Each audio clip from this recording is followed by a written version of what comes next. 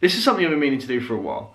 I should have done this at the end of my trip, but I didn't have a total amount, and I kind of just felt like, as I didn't do like a final message to you guys there and then, that in a way I couldn't.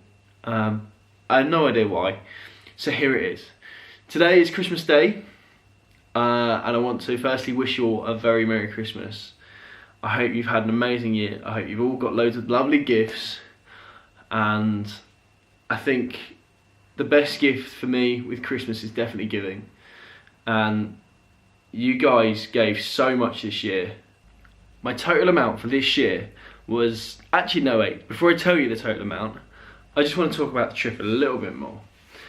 I pushed 470 miles. It took me 13 days, and I learned a lot about myself and about other people as well. I had some real ups and downs. There was, I think, day 5 and 6 was the hardest. I genuinely at one point thought I probably wasn't going to complete it. There was an afternoon where I thought I was near Cornwall Way, and I think it was day 5. And I was like, I'm going to take these, so I had a look at my map, I'm going to take these back roads, it's going to be a cool shortcut, sort of cut across, I'll avoid the main roads, it'd be great. I came to this place and it was called Hell Lane. And that's never a good sign, before you've even seen it. And it turned out to be this just awful mud track. Like, it was a foot deep mud, real narrow pathway. Like, there were motocross bikes tearing up and down it because it was great fun. They were caked in mud. And I ended up walking for, I don't know, 2-3 hours down this track. Come out on some fields, and I just cried. I'd had enough. That day mentally broke me. I honestly had tears in my eyes the whole afternoon, and that was probably one of my lowest points on the trip, bar that morning where the woman wouldn't let me stay at her house. And then at about 8:45, she decided that I wasn't legit. and that there were a few things she was worried about and didn't want me staying at hers. But those downs were hugely outweighed by the massive highs that I had. One of the, that was probably one of my big lows, and one of my huge highs was I came out of New Forest and I was skating along the seafront by Poole. It was night and there was nobody about. I had the moon, it was a huge moon, just glistening off the sea, lighting up my path as I had the beach, like sand, and I was just on this sea wall, this promenade that had nobody on it. And that was like 9-10 o'clock at night, and it was amazing. And I just coasted, and it was just like, I knew then that that was one of the moments that I'd look back and remember and be like, yep, this is awesome. So today's target was Poole, and I didn't just make it to Poole. I'm now skating down to the end of the pier at Bournemouth. I'm in Bournemouth. I smashed today. And then when I came back through locally, I pushed the day before I finished, on the 12th day I pushed 60 miles, which was insane. But the support again was incredible, and I got soaked in that morning, but it dried out. The sun came out in the afternoon, dried me out, and I was pushing through till 10 o'clock at night, and it was amazing. And that feeling of coming onto like familiar territory was so good. And the final day, everyone came out. It was insane. There were people standing on their balconies like waving me past as I was skating past, which was just crazy. I had like cars following me with their hazard lights on, just giving me space, and just people passing me money out their car windows and just saying well done, keep going. And that was phenomenal. The support was insane, and I'm so grateful because it really carried me through those days. Whilst I'm talking about support, I really want to thank all of you. I had my lows were my real lows, and I didn't think I was going to carry on at times. I didn't think I was just going to make it through. I was just like, this is too much. and then I'd receive messages, calls, video messages, and they just hugely impacted on my mental state in such a positive way. You hear about people doing all these like charity things and people doing these events similar to mine, and when they say, oh, the support got me through, you're kind of like, yeah, but you probably did it yourself. No, it genuinely does, and I didn't believe that until I received it, so thank you, it really made a difference. I also want to take this time to thank the people who sponsored me. Firstly was the Fire Academy in Canterbury. They made the board for me, which was such an incredible board, and they were really, really nice guys, really helpful, dead keen to just help out and see what they could do, and the board was insane. Let me just show you the board.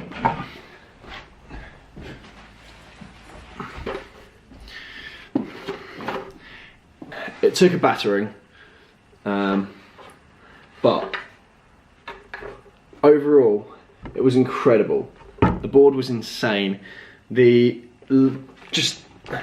whole fix of it, the setup, the design of it made the trip so much easier to do, in that it was so much lower and it just glided for days, and my legs weren't sore. My legs didn't hurt at all during the trip, apart from the day I started to get shin splints. Generally, like my thighs and my leg muscles were fine. My feet were ruined, as I'm sure you remember, but my legs were great, and I'm really surprised, and I do put that down to the board. I put it down to how low it was, and just the design of it really helped me out. Do I think training helped? A little bit, but I didn't do enough, and I was worried about that. But it kind of, like, this is something again I've learned about myself.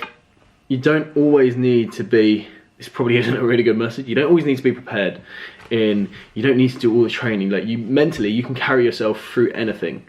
Physically, unless you're broken, like broken bones, etc. In my experience, mentally you can carry yourself through those things, and I feel like I proved that with this trip.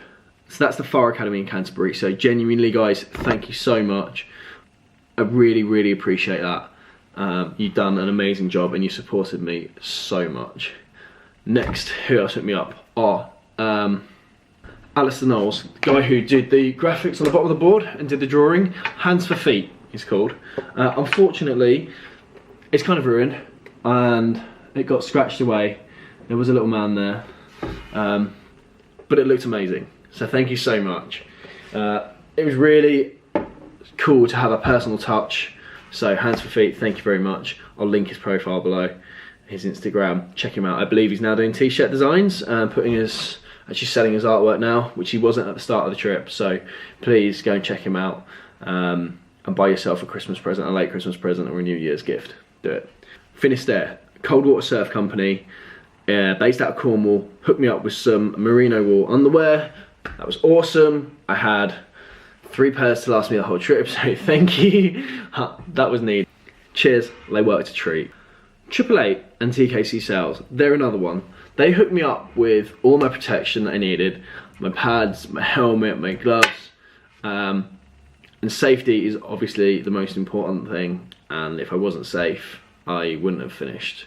So guys, thank you so much. That's a lot of gear you sorted me out with, and I really appreciated it. It was awesome. Another one is Pretzel Films in London. They're a media company. They've done some amazing work actually. They got like the children's Christmas #1, they filmed it. The song that's proven to make babies laugh. Check it out, it's kind of cute, kind of weird, but cool. And they hooked me up with a camera that I'm filming this on. It was awesome, and I managed to film the vlogs on it, the daily vlogs. I did a few of those on them, so it's an awesome bit of kit. Thank you very much, I really appreciate that, guys. A friend of mine, Ricky Shaw, he hooked me up with a promotional video. He filmed the end of the trip as well with a drone. He put a lot of time and effort into getting that promotional video done, and I can't thank him enough. It was really good. He's now doing more filming work for people and companies and brands, so check him out. I'll link him below. Most of you probably know who he is anyway, he's a good friend of mine, but check him out, and thanks Ricky, really appreciate your help, mate. Another one, there's so many thanks to do, but I need to do it, it's really important. Alzheimer's Research UK, Obviously they're the charity I fundraised for, and they're an amazing charity to work for. They gave me as much assistance and help that I could need.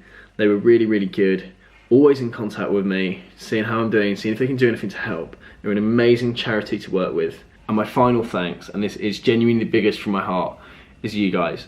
Your support was incredible. Your donations, the amount you raised has been staggering. So thank you so much. Like, your support carried me through this trip, and I really, really, really appreciate it. So thank you. So the total amount raised for the Southern Push skate trip was, can you see it? That is